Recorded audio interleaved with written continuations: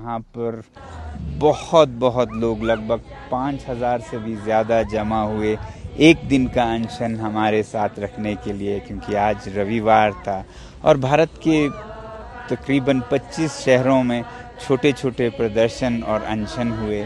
आप सबका मैं धन्यवाद करता हूँ। आज मैंने सोचा कि कुछ लद्दाख की मांगों के बारे में जो भ्रम फैले हैं, मिथ हैं, वो साफ कर दूं। पहली बात तो अभी के सरकार के काल में लद्दाख के साथ बहुत बड़ा धोखा हुआ। 2 बार उन्होंने चुनावी घोषणा पत्रों में लिखित में वादे किए कि लद्दाख को 6वें शेड्यूल में संरक्षित किया जाएगा और उसी के बुनियाद पर 2 बड़े चुनाव भारी बहुमत से जीते, मगर उसके बाद उन्होंने पैर खिसक लिए और अभी तो साफ मुकर गए। अब कहने को कारण हमें ये बताया जाता है कि 6वें शेड्यूल में आपका विकास नहीं होगा, मगर 6वां शेड्यूल तो विकास के खिलाफ नहीं है। वो तो सिर्फ ये कहता है कि स्थानीय जनजातीय लोगों के समन्वय के बिना कुछ भी नहीं हो सकता है। उनके समन्वय के साथ, यानी कि उनको दिए गए डिस्ट्रिक्ट काउंसिल जो कि असेंबली के छोटे रूप हैं, वहां पर चुने हुए प्रतिनिधियों के समन्वय के साथ कुछ भी हो सकता है। अगर वो चाहें तो फिर इंडस्ट्री को लाए, माइनिंग को भी लाए। ऐसा विकास के खिलाफ 6 शेड्यूल में कुछ भी नहीं है।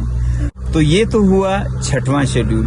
लद्दाख का दूसरा सबसे बड़ा मांग है स्टेटहुड या यूटी विद लेजिस्लेटिव असेंबली, कम से कम जहां पर चुने हुए प्रतिनिधि भेजे जाए। अब इसके बारे में फिर 2 मिथ, 2 भ्रम फैलाए जाते हैं कि लद्दाख बहुत छोटा है, इतने छोटे से जनसंख्या को स्टेटहुड या लेजिस्लेटिव असेंबली नहीं दिया जा सकता है। अगर आप देखें तो सिक्किम, जिसकी जनसंख्या अभी 6 लाख है सिर्फ, जब वो राज्य बना, स्टेट बना था 1975 में, तब उसकी जनसंख्या केवल 2.5 लाख थी। तो करना चाहे तो सब कुछ मुमकिन है। और एक कारण देते हैं कभी कभी कि लद्दाख बहुत स्ट्रेटेजिक जगह है, सीमा पर है, संवेदनशील है। फिर अरुणाचल प्रदेश से ज्यादा संवेदनशील क्या होगी? अरुणाचल प्रदेश तो बिल्कुल सीमा पर है और आए दिन वहां भी समस्याएं होते हैं, मगर वो तो स्टेट है, राज्य है, फुल फ्लेज्ड, और वो अच्छी तरह से चल रहा है।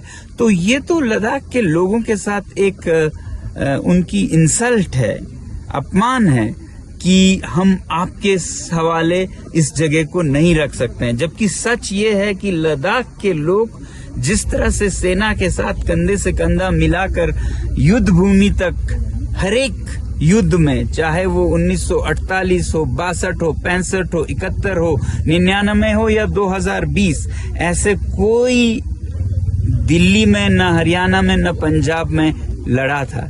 तो फिर तो उनसे भी स्टेटहुड हटा लीजिए, क्योंकि उनपे भी क्या भरोसा।